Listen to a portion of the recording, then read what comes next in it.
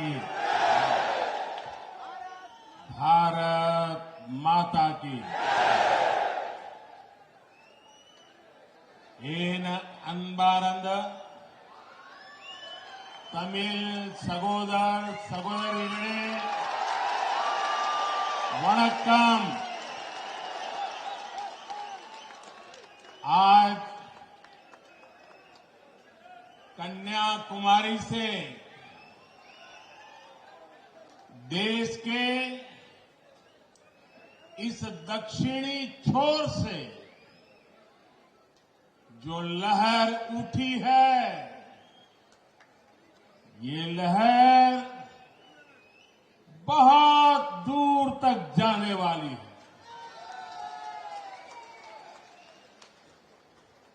अभी अन्नामलाई बड़े विस्तार से बता रहे थे। मैं 1991 में एकता यात्रा लेकर कन्याकुमारी से कश्मीर गया था और इस बार मैं कश्मीर से कन्याकुमारी आया हूं। जम्मू कश्मीर के लोगों ने देश को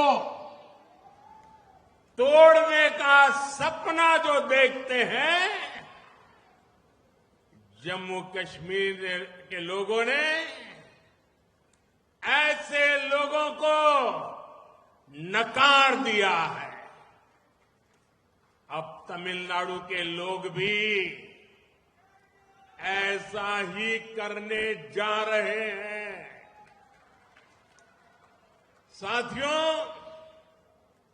मैं तमिलनाडु की धरती पर बहुत बड़े परिवर्तन की आहट देख रहा हूं। तमिलनाडु में बीजेपी का प्रदर्शन इस बार डीएमके और कांग्रेस के इंडी अलायंस का सारा घमंड तोड़ करके रख देगा। இதன்பார்ந்த தமிழ் சகோதர சகோதரிகளே அனைவருக்கும் வணக்கம். இப்ப நாட்டின் தென்கோடியான கன்னியாகுமரியிலிருந்து ஒரு அலை கிளம்பி இருக்கு. இந்த அலை நீண்ட தூரம் பயணிக்க போகுது. திரு அண்ணாமலை அவர்கள் குறிப்பிட்டது போல 1991ஆம் ஆண்டு இதே கன்னியாகுமரியிலிருந்து ஏக்தா யாத்திரை புறப்பட்டு காஷ்மீர் வரை சென்றிருந்தேன். ஆனால் இந்த முறை நான் காஷ்மீரிலிருந்து கன்னியாகுமரியை நோக்கி வந்திருக்கிறேன். நாட்டை துண்டாட வேண்டும் என்று நினைப்பவர்களை காஷ்மீர் மக்கள் தூக்கி எறிஞ்சிட்டாங்க. நம்ம தமிழக மக்களும் இப்போது அதைத்தான் செய்ய போகிறார்கள். திமுக காங்கிரசின் இந்தி கூட்டணி கண்டிப்பாக துணை தெரியப்படும். காங்கிரஸ் திமுக கூட்டணி இந்த வெற்றி என்ற தலைக்கணம் இருக்கிறதே அவர்களுக்கு, அது முற்றிலுமாக அழிக்கப்பட்டுவிடும். साथियों, डीएमके और कांग्रेस का इंडी अलायंस कभी भी तमिलनाडु को विकसित नहीं बना सकता। इन लोगों की हिस्ट्री घोटालों की है। इन लोगों की राजनीति का आधार लोगों को लूटने के लिए सत्ता में आना है। एक तरफ बीजेपी की कल्याणकारी स्कीम होती है, दूसरी तरफ इनके करोड़ों के स्कैम होते हैं। हमने ऑप्टिकल फाइबर और 5G दिया, हमारे नाम पर डिजिटल इंडिया स्कीम है। इंडी अलायंस के नाम पर लाखों करोड़ रुपए का 2G का स्कैम है और डीएम के उस लूट की सबसे बड़ी हिस्सेदार थी। बीजेपी ने बड़ी संख्या में एयरपोर्ट बनाए, हमारे नाम पर उड़ान स्कीम है। इंडी अलायंस के नाम देश की सुरक्षा के साथ खिलवाड़ करने वाले हेलीकॉप्टर स्कैम है। हमारी खेलो इंडिया और टॉप स्कीम से देश ने खेलों में ऊंचा मुकाम हासिल किया, लेकिन उनके नाम पर CWG स्कैम का दाग है। हमने खनिज सेक्टर में रिफॉर्म को लागू किया। इंडी अलायंस के नाम पर कॉल स्कैम की कालिख लगी है। ये लिस्ट बहुत लंबी है और यही इंडी अलायंस की सच्चाई है। நண்பர்களே, இந்த திமுக காங்கிரஸோட இண்டி கூட்டணியால தமிழ்நாட்டில் எந்த விதமான வளர்ச்சி திட்டங்களையும் முன்னெடுக்கவே முடியாது. அவங்களுடைய வரலாற்றை எடுத்து பார்த்தீங்கன்னா வெறும் மோசடியும் ஊழலும் தான் முதன்மையாக இருக்கும். அவங்களோட கொள்கையே பார்த்தீங்கன்னா அரசியலில் ஆட்சிக்கு வந்து கொள்ளையடிக்க வேண்டும் என்ற ஒரு ஒற்றை இலக்கு தான் அவங்களுடைய முதல் இலக்கு. ஒரு பக்கம் பாத்தீங்கன்னா பாஜகவோட பல்வேறு மக்கள் நல திட்டங்கள், அந்த பக்கம் பாத்தீங்கன்னா காங்கிரஸ் திமுக இண்டி கூட்டணியில கோடிக்கணக்கான ஊழல்கள். ஆப்டிகல் ஃபைபர் மற்றும் 5G இதெல்லாம் பாரதிய ஜனதா கட்சி மக்களுக்கு கொடுக்குது. நம்ம பேர்ல டிஜிட்டல் இந்தியாங்கிற திட்டம் இருக்கு. ஆனா இந்திய அலையன்ஸ்ல லட்சக்கணக்கான கோடிகளில் நடைபெற்ற ஊழல் இருக்கிறது. 2G ஊழல் இருக்குது. இந்த 2G கொள்ளையில் பெரும் பங்கு வகித்தது திமுக தான். பிஜேபி ஏராளமான விமான நிலையங்களை கட்டியது. பிஜேபி பேர்ல உடான் திட்டம் இருக்கிறது. ஆனா இண்டி கூட்டணியில நாட்டின் பாதுகாப்புடன் விளையாடும் ஹெலிகாப்டர் ஊழல் தான் இருக்கிறது. நம்ம கேலோ இந்தியா மூலம் விளையாட்டுத்துறையை மிக உயர்ந்த உன்னதமான இடத்திற்கு கொண்டு சென்றிருக்கிறோம். ஆனால் அவங்க பேர்ல CWG ஊழல் தான் முதன்மையாக இருக்கிறது. கனிமத்துறையில பல்வேறு புதிய சீர்திருத்தங்களை கொண்டு வந்து இந்தியாவின் கனிம வளத்தை நம்ம மேம்படுத்திக் கொண்டிருந்தால் அவங்க பேர்ல கனிமத்தில் நிலக்கரியை கொள்ளையடித்த நிலக்கரி ஊழல் தான் இருக்கிறது. இந்த பட்டியலை சொல்லிட்டே போனா ரொம்ப நீளமாக போய்கொண்டே இருக்கும். அதுதான் இண்டி கூட்டணியின் உண்மையான நிலைமை. साथियों, कन्याकुमारी ने हमेशा बीजेपी को भरपूर प्यार दिया है और इसलिए यहां की डीएमके कांग्रेस गठबंधन कन्याकुमारी के लोगों को सजा देने का कोई मौका नहीं छोड़ती। आप एक के बाद एक इनकी हरकतें देखिए। 20 साल पहले अटल जी ने नॉर्थ साउथ कॉरिडोर की नींव रखी थी। इस कॉरिडोर के कन्याकुमारी नारिकुलम ब्रिज का काम इन लोगों ने इतने वर्षों तक लटका कर रखा। 2014 में जब हमारी सरकार आई तब हमने उसे पूरा किया। कन्याकुमारी और तिरुवनंतपुरम 4 लेन रोड भी यहां की सरकार बनने नहीं दे रही थी। हमें इसके लिए अतिरिक्त फंड देना पड़ा, तब ये काम शुरू हो पाया।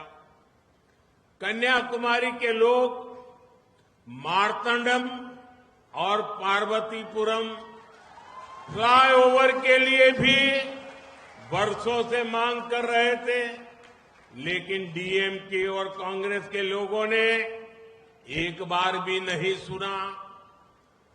जब बीजेपी केंद्र में आई, तब ये काम भी पूरा किया गया।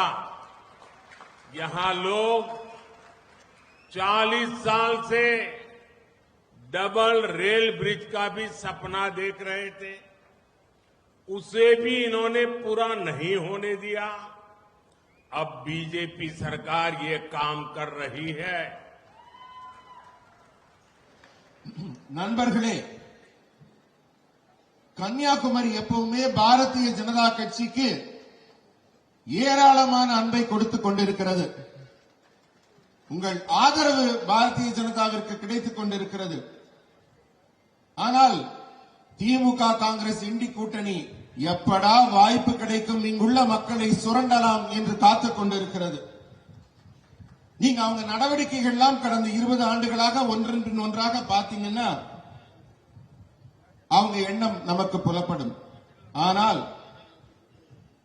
நம் அடல் பிகாரி வாஜ்பாய் அவர்கள் வடக்கு தெற்கு வழித்தடத்திற்கு ஒரு அடித்தளம் அமைத்து கொடுத்தார்.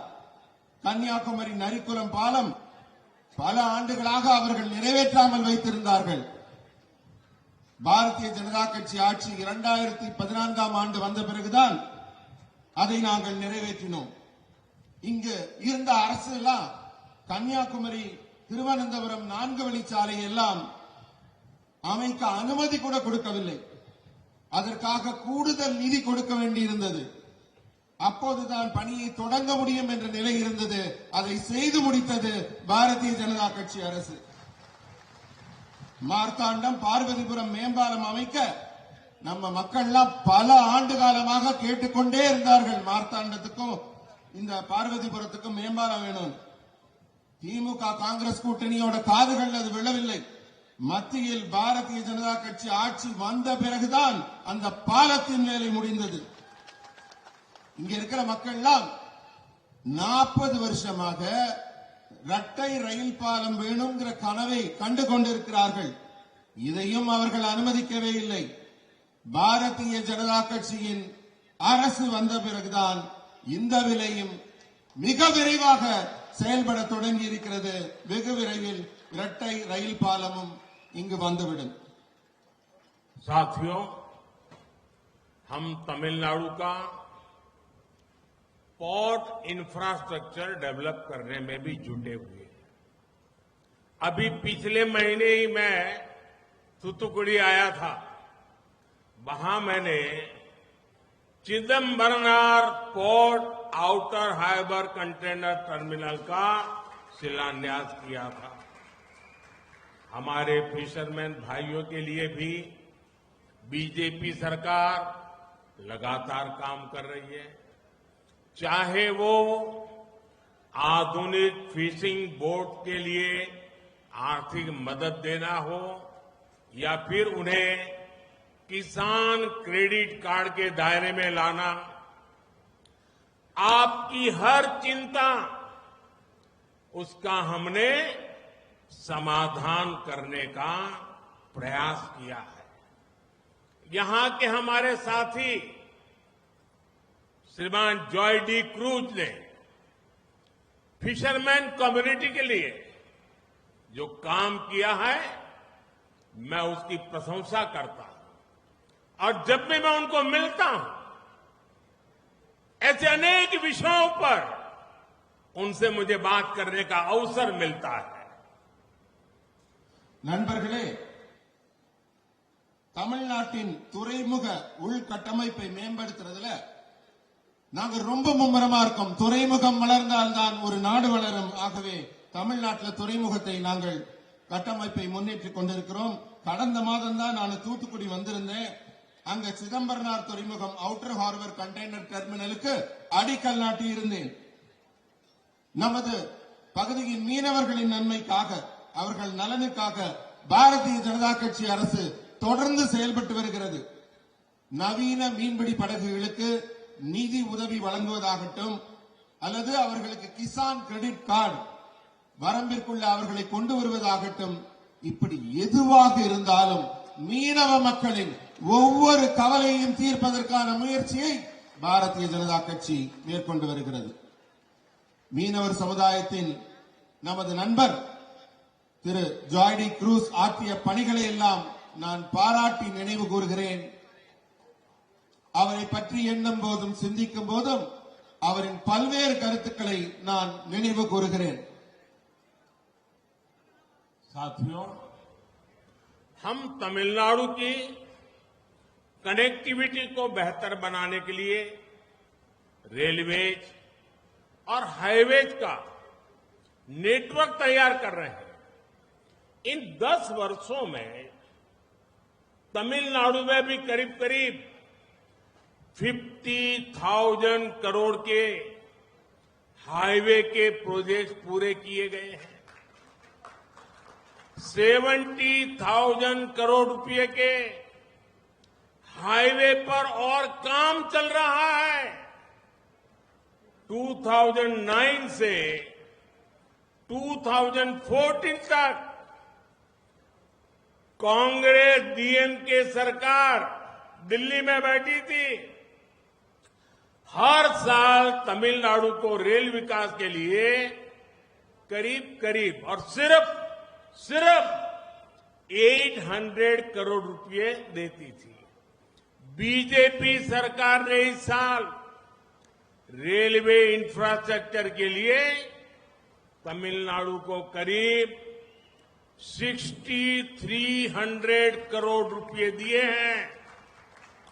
நண்பர்களே, தமிழ்நாட்டில் சாலை தொடர்பை மேம்படுத்துவதற்காகவும் ரயில் போக்குவரத்தை மேம்படுத்துவதற்காகவும் ஒரு மிகப்பெரிய ஒரு ஒருங்கிணைப்பை, ஒரு இணை செயல்பாட்டை நாம உருவாக்கி கொண்டிருக்கிறோம். இந்த 10 ஆண்டுகள்ல பாத்தீங்கன்னா தமிழகத்தில் சுமார் 50,000 கோடி ரூபாய் மதிப்பிலான நெடுஞ்சாலை பணிகள் நிறைவடைந்து விட்டன. சுமார் 70,000 கோடி ரூபாய்க்கான பணிகள் நடைபெற்றுக் கொண்டிருக்கின்றன. 2009-2014 ஆண்டுக்கான காலகட்டத்தில் காங்கிரஸ் திமுக ஆட்சி டெல்லியில உட்கார்ந்து நடத்திக்கிட்டு இருந்தாங்களே, அவங்க தமிழகத்தின் ரயில்வே பணிகளுக்காக கொடுக்கப்பட்ட பணம், திட்ட மதிப்பீடு ஆண்டுக்கு 800 கோடி ரூபாய் கூட இல்லை. ஆனால் பாஜக அரசு ரயில்வே கட்டமைப்பிற்காக ஆண்டிற்கு கொடுக்கப்பட்ட பணம் 6,300 கோடி ரூபாய். साथियों, डीएमके तमिलनाडु के भविष्य के दुश्मन है, और सिर्फ दुश्मनी ऐसा नहीं है, डीएमके तमिलनाडु के अतीत की, उसकी विरासत की भी दुश्मन है। मैं अयोध्या में राम मंदिर प्राण प्रतिष्ठा कार्यक्रम के पहले तमिलनाडु आया था। मैंने यहां के प्राचीन तीर्थों के दर्शन किए थे। लेकिन डीएमके सरकार ने क्या किया? डीएमके ने अयोध्या में प्राण प्रतिष्ठा समारोह को देखने तक पर रोक लगाने का प्रयास किया। सुप्रीम कोर्ट को तमिलनाडु सरकार को कड़ी फटकार लगानी पड़ी थी। आप कल्पना कीजिए कि इनके मन में हमारा देश, हमारी संस्कृति, हमारे महापुरुष, हमारे परंपरा, इन सब बातों के लिए कितनी नफरत है। इतना ही नहीं, जब दिल्ली में संसद की नई इमारत बनी तो तमिल महान परंपरा के प्रतीक इस धरती के आशीर्वाद स्वरूप पवित्र सेंगोल को हमने संसद के नए भवन में स्थापित किया, लेकिन इन लोगों ने, डीएमके वालों ने इसका भी बायकॉट किया। उन्हें सेंगोल की स्थापना भी पसंद नहीं आई। ये लोग अब गाली गलौज पर उतर आए हैं, तमिलनाडु की पहचान को बदनाम कर रहे हैं। आप सोचिए, डीएमके और कांग्रेस तब भी चुप बैठे रहे थे जब जलीकट्टू पर पाबंदी लगी थी। ये लोग तमिल संस्कृति को नष्ट करना चाहते हैं। ये हमारी सरकार है, एनडीए की सरकार है, जिसने जलीकट्टू को पूरे उत्साह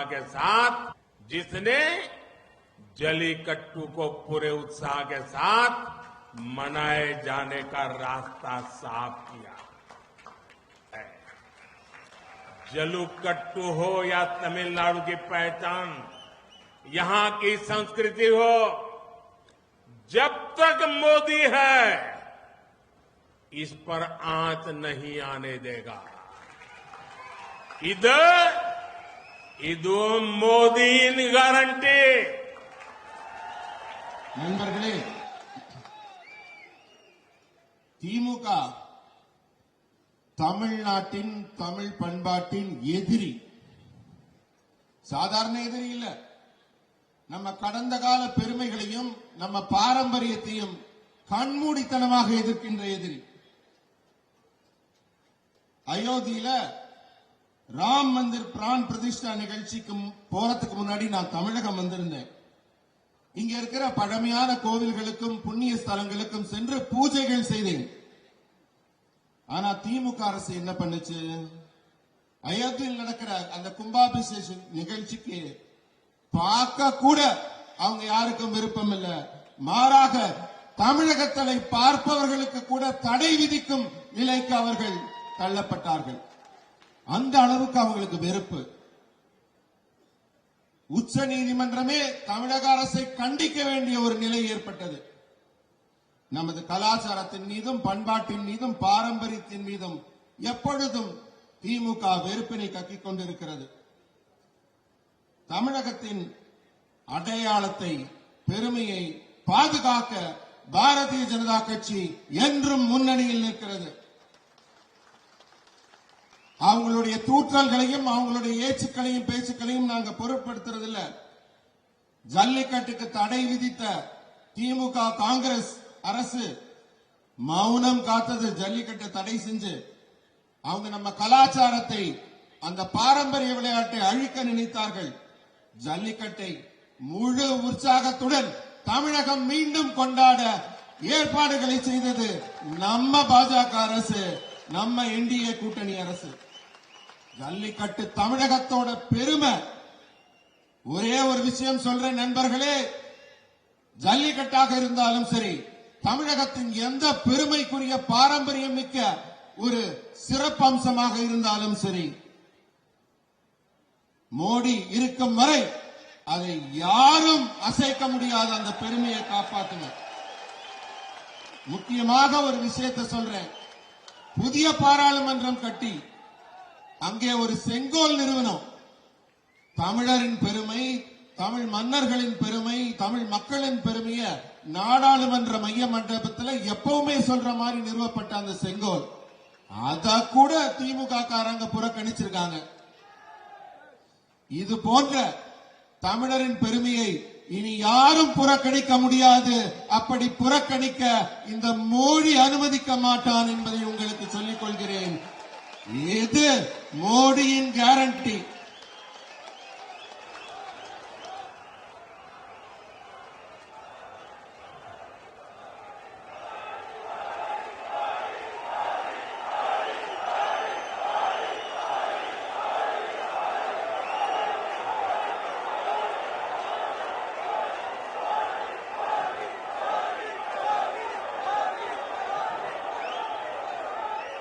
साथियों, ये दिल्ली में बैठे हुए लोगों की नींद खराब हो रही है कि कन्याकुमारी से आवाज उठ रही है। டெல்லியில இருக்கவங்க தூக்கமே கெட்டு போச்சு. என்னன்னா கன்னியாகுமரியில இருந்து இப்படி ஒரு ஆதரவு அலையையும் உங்க குரலையும் கேட்டு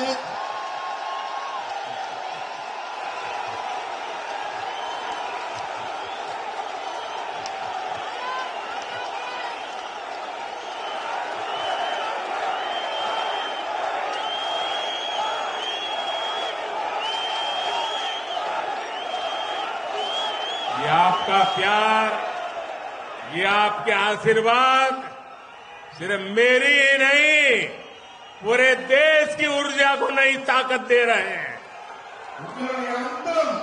உங்களுடைய பாசமும் இந்த ஆதரவும் மொத்த இந்தியாவிற்கும் பலம் கொடுத்துக் கொண்டிருக்கிறது. இது எனக்கு மட்டுமாக நான் நினைக்கவில்லை. साथियों, इंडी अलायंस के ये लोग तमिलनाडु के लोगों की जिंदगियों से खिलवाड़ के भी गुनहगार है और मैं बहुत जिम्मेवारी के साथ कह रहा हूं, ये गुनहगार है। आपको याद होगा श्रीलंका में हमारे मछुआरे भाइयों को फांसी की सजा दी गई थी। ये मोदी चुप नहीं बैठा, ये मोदी सोता नहीं रहा। हर रास्ते का इस्तेमाल किया, डिप्लोमेटिक चैनल का इस्तेमाल किया, हर प्रकार का दबाव बनाया और मेरे तमिलनाडु के भाइयों बहनों, मैं उन सभी मछुआरों को श्रीलंका में फांसी के फंदे पर से उतार करके वापस लेकर के आया। हमारे मछुआरों को क्यों श्रीलंका की जेलों में जाना पड़ता है? इसका जिम्मेदार कौन है? किसने हमारे मछुआरों को, हमारे तमिल भाई बहनों को और देश की जनता को इतने सालों तक किसने गुमराह किया है? நண்பர்களே, இந்தி கூட்டணியை சேர்ந்தவர்கள், திமுக காங்கிரஸ் கூட்டணியை சொல்றேன், அவங்க தமிழ் மக்களோட உயிரோடு விளையாடும் குற்றத்தை செய்து கொண்டிருக்கிறார்கள். இதை நான் உணர்ந்து சொல்றேன். இந்தி கூட்டணியை சேர்ந்தவர்கள் தமிழக மக்களின் உயிரோடு விளையாடும் குற்றத்தை செய்தவர்கள். நம்ம மீனவர்களுக்கு இலங்கையில மரண தண்டனை விதிக்கப்பட்டது உங்களுக்கு எல்லாம் நினைவிருக்கலாம். அவர்களுக்கு தூக்கு தண்டனை கிடைக்கும் என்று சொல்லப்பட்டது. அவர்கள் உயிருடன் திரும்ப முடியாது என்று சொல்லப்பட்டது. ஆனால் நான் சும்மா இருக்கல, நான் தூங்கிக்கிட்டு இருக்கல. எத்தனை வழிகள் உண்டோ அத்தனை கதவுகளையும் உடைத்தோம். எத்தனை சாத்தியக்கூறுகள் உண்டோ அத்தனையும் சரி செய்தோம். கொஞ்சம் கூட சேதாரம் இல்லாம அத்தனை மீனவர்களையும் உயிருடன் மீட்டு வந்தோம். நம்ம தமிழ் மீனவர்கள் அத்தனை பேரும் காப்பாற்றப்பட்டார்கள்.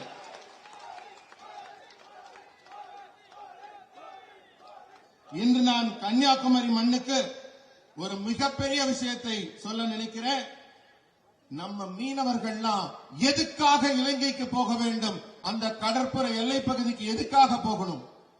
இது யாருடைய குற்றம்? யார் செய்த தவறுக்காக இந்த மீனவ மக்கள் எல்லாம் தொடர்ந்து தண்டிக்கப்படுகிறார்கள்?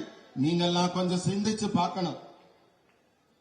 நம்ம மீனவ சகோதர சகோதரிகள் இனியும் இது போன்ற துன்பத்தை தொடர்ந்து அனுமதிக்க நம்முடைய அரசு அனுமதிக்காது அவர்களுக்கு என்றும் துணை நிற்கும். साथियों, ये पाप न आपने किया है, न हमने किया है। ये पाप कांग्रेस और डीएमके ने मिलकर के किया है। दशकों से दोनों मिलकर देश की आंखों में धूल झोंक रहे हैं, लेकिन अब देश इनको और नहीं सहेगा।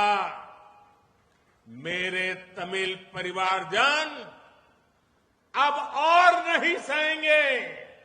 मेरे मछुआरे भाई बहन अब और नहीं सहेंगे। कांग्रेस और डीएमके दोनों को अपने इन पापों का हिसाब जल्द ही देना होगा। हिसाब मांगोगे ना?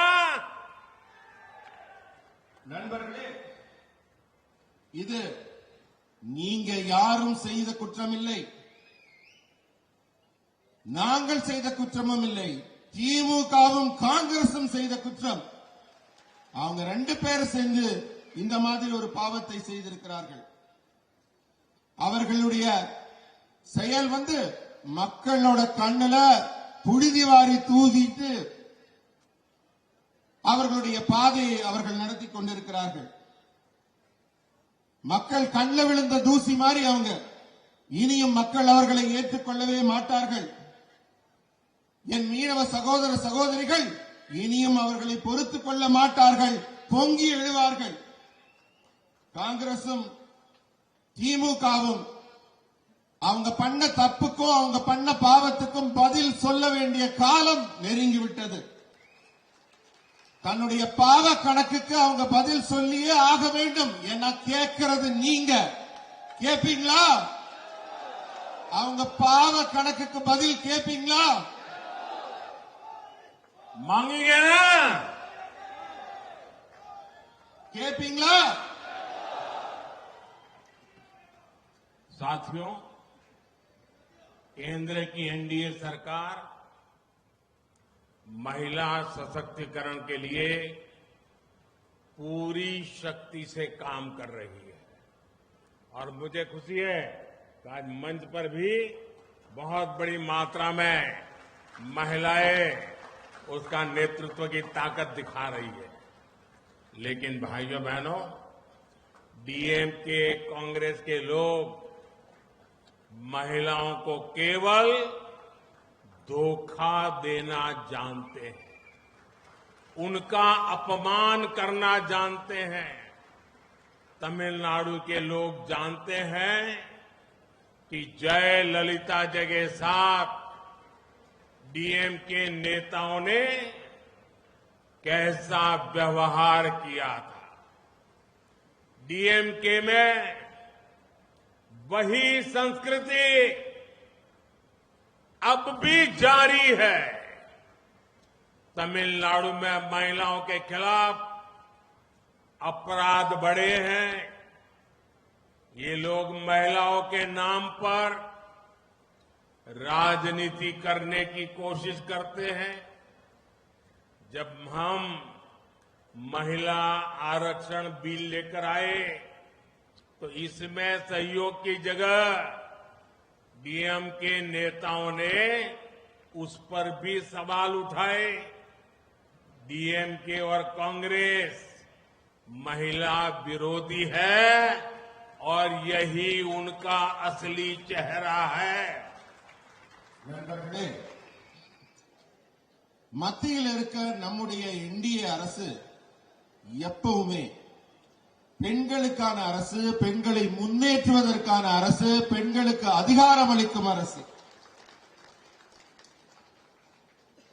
ஆனா திமுக காங்கிரஸ் கூட்டணி இருக்க இண்டி கூட்டணி அவங்களுக்கு பெண்களை ஏமாற்ற மட்டும்தான் தெரியும், பெண்களை அவமானப்படுத்த மட்டும்தான் தெரியும்.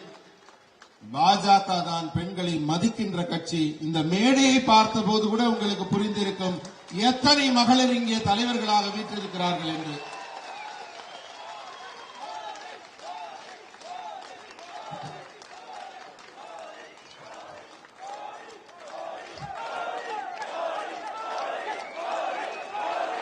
साथियों, मुझे तमिलनाडु में आपका इतना प्यार मिलता है, इतने आशीर्वाद मिलते हैं, आप इतनी बड़ी तादाद में आते हैं, लेकिन मुझे ये तकलीफ भी रहती है कि मैं तमिल भाषा नहीं सीख पाया। थोड़ा बहुत समझ लेता हूं, मुझे इसकी तकलीफ है, लेकिन इस कमी को पूरा करने के लिए हमने टेक्नोलॉजी की मदद लेना शुरू किया है। और अब आप सोशल मीडिया साइट एक्स पर नमो इन तमिल पर उस हैंडल पर भी मेरी बात सुन सकते हैं और वो तमिल में सुन सकते हैं।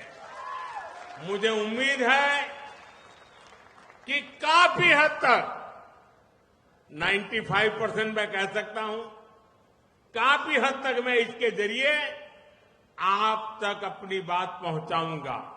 और मैं बाद में अन्नामलाई को कहूंगा कि वो आपको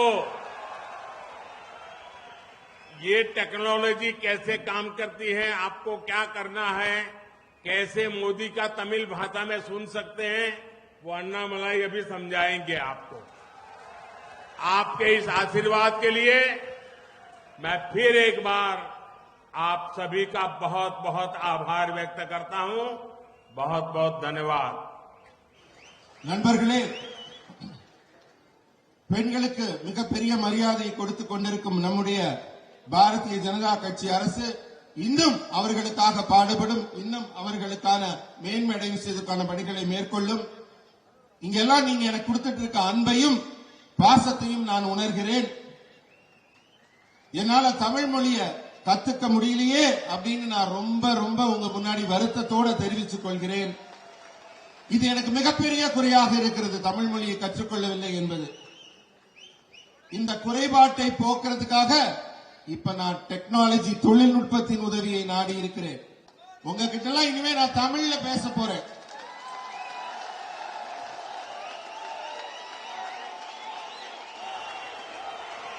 இனிமே நீங்க சமூக ஊடகத்துல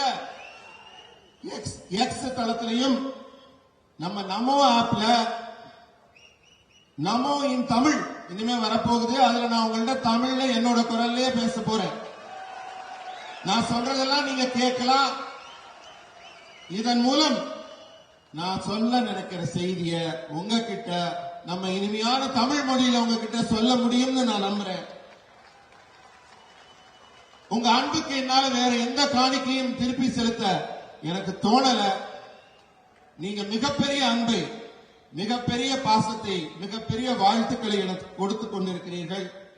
அந்த வாழ்த்துக்களுக்கு எல்லாம் உங்களுக்கு நன்றி தெரிவித்துக் கொள்கிறேன். அண்ணாமலை அவர்கள் அது எப்படின்னு உங்களுக்கு இப்ப அதை விளக்குவார்.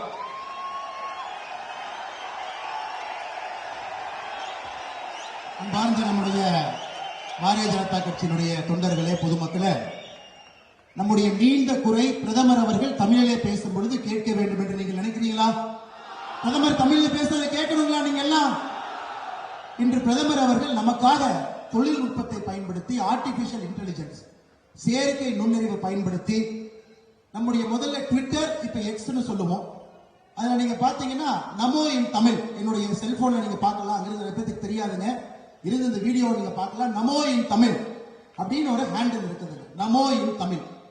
பிரதமர் அவர்கள் இந்த நிகழ்ச்சி பேசி முடித்த பிறகு இன்னும் கொஞ்ச நேரத்தில் பிரதமருடைய பேச்ச செயற்கை நுண்ணறிவு, ஆர்டிபிஷியல் இன்டெலிஜென்ஸ்ல அவருடைய பேச்சு தமிழில் அப்படியே அவருடைய குரல்ல, அதே எமோஷன்ல, எந்த உணர்வுல பேசுறாங்களோ அதே உணர்வுல கிட்டத்தட்ட இதுல உங்களுக்கு வீடியோவும் வந்துடும். நாம் செய்ய வேண்டியது, இது எல்லா சமூக வலைதள பக்கத்துல இந்த வீடியோவை நாம் எடுத்துட்டு போகணும். தமிழக மக்களுக்கு நம்முடைய வாட்ஸ்அப் குரூப்ல, பேஸ்புக்ல, எக்ஸ் தளத்துல பக்கத்துல இருக்கவங்க எல்லாருக்குமே நீங்கள் எடுத்து சொல்லணும். நீங்க பாரதிய ஜனதா கட்சியினுடைய அதிகாரப்பூர்வ நம்முடைய வெப்சைட் நம்முடைய சமூக வலைத்தள ஹேண்டில் நீங்க பார்த்துக்கிட்டே இருங்க. பிரதமருடைய ஒரு பேச்சு தமிழ்நாட்டினுடைய பேச்சு இல்ல. இது முடித்த பிறகு தெலுங்கானா போறாங்க, கர்நாடகா போறாங்க, வேற மாநிலத்தில் பேசுவாங்க. அந்த மாநிலத்தில் பேசக்கூடிய அந்த பேச்சுல முக்கியமான விஷயத்தையும் தமிழிலே மொழிபெயர்த்து செயற்கை நுண்ணறிவோடு அன்னைக்கு சாயந்தரத்துக்குள்ள இருக்கு. அதனால் நீங்கள் பிரதமருடைய தமிழ்நாட்டினுடைய பேச்சையும் கேட்கலாம், தமிழ்நாட்டிற்கு வெளியே இருக்கக்கூடிய பேச்சையும் கேட்கலாம். இதை எல்லோரிடமும் கொண்டு செல்ல வேண்டியது உங்களுடைய கடமை. இன்னைக்கு சாயந்தரத்துக்குள்ள இது பத்தி எல்லா சம்பூர்ணமான டீடைல்ஸ் உங்களுக்கு இருக்கும். இதை நீங்கள் சாதாரண நம்முடைய மக்களுக்கு, வீட்டில் இருக்கக்கூடிய நம்முடைய தாய்மார்களுக்கு, வெளியே இருக்கக்கூடிய பெண்களுக்கு, வீட்டில் இருக்கக்கூடிய குழந்தைகளுக்கு நீங்கள் எடுத்து செல்ல வேண்டும் என்று பிரதமர் மோடி அவர்கள் சார்பாக அன்பார்ந்த கோரிக்கை வைக்கின்றோம். मेरा ये प्रयास आपके आशीर्वाद से सफल होगा। क्या आप लोग इसको डाउनलोड करके तमिल में मेरे मन की बात सुनेंगे? என்னுடைய இந்த முயற்சி உங்களுடைய அன்பால் நிச்சயமாக வெற்றி அடையும் என்கின்ற நம்பிக்கை எனக்கு இருக்கு. அதனால இந்த சமூக வலைதளத்தில் இப்ப பிரதமர் அவர்கள் பேசிய அந்த பேச்செல்லாம் செயற்கை நுண்ணறிவில் இருக்கும் பொழுது அதை நீங்க பதிவிறக்கம் செய்து பிரதமருடைய மனதின் குரல் போல இதை கேட்பீங்களா? கேட்பீங்களா? கேட்பீங்களா? औरों को भी सुनने के लिए बताएंगे। நீங்கள் கேட்பது மட்டுமல்ல, இன்னொருத்தரையும் கேட்க சொல்லுவீங்களா? கேட்க சொல்லுவீங்களா? हर एक को मोबाइल पर सिखाएंगे कि कैसे सुनना चाहिए। எல்லாரும் உங்களுடைய மொபைல் போன்ல இதை எப்படி நீங்க கத்துக்கணும். இப்ப நம்ம பேசணும், சமூக வலைதளத்துல வீடியோ வர ஆரம்பிக்கும், நீங்க கத்துக்கணும், கேட்க ஆரம்பிக்கணும், மற்றவங்களையும் கேட்க வைக்கணும். உங்களுடைய போனை உயர்த்தி மோடி அவர்களுக்கு கேட்போம்னு காட்டுவீங்களா? உங்களுடைய மொபைல் போன்ல கையில் எடுத்து நிச்சயமாக நாங்கள் கேட்போம், கேட்க வைக்கின்றோம் சொல்லுவீங்களா? லைட் ஆன் பண்ணி காட்டுவீங்களா? மோடி அவர்களே நிச்சயமாக நாங்கள் செய்வோம் என்று இங்க இருக்கக்கூடிய லைட் ஆன் பண்ணி மொபைல் போன்ல காட்டுவீங்களா? நிச்சயமாக உங்களோட இருக்கின்றோம் என்று சொல்வீர்களா? ये मोदी जो तमिल में कोशिश कर रहा है ना, आप तमिल भाषा का सम्मान कर रहे हैं, आप मोदी का तमिल के प्रति प्यार है उसका सम्मान कर रहे हैं, और इसलिए मैं आपका आभार व्यक्त करता हूं। மோடி அவர்கள் தமிழிலே பேச வேண்டும் என்று நான் எதற்காக நினைக்கின்றேன் என்றால், உங்களுடைய மொழிக்கு, நம்முடைய மொழிக்கு அந்த மரியாதை கொடுக்க வேண்டும் என்று துடித்துக் கொண்டிருக்கின்றேன். நிச்சயமாக என்னுடைய குரலை நீங்க தமிழை கேட்க வேண்டும் என்று அன்போடு கேட்டுக்கொள்கின்றேன். மறுபடியும் இதே உங்களுடைய கையை உயர்த்தி மோடி அவர்களுக்கு நீங்கள் ஆதரவு தெரியுங்கள் சகோதர சகோதரிகளே. இந்த மரியாதை நம்முடைய தமிழ் மொழிக்கு, உலகத்தினுடைய தொன்மையான மொழிக்கு நாம் செய்யக்கூடிய மரியாதை. भारत माता की, भारत माता की, भारत माता की। बहुत बहुत धन्यवाद। वणक्कम।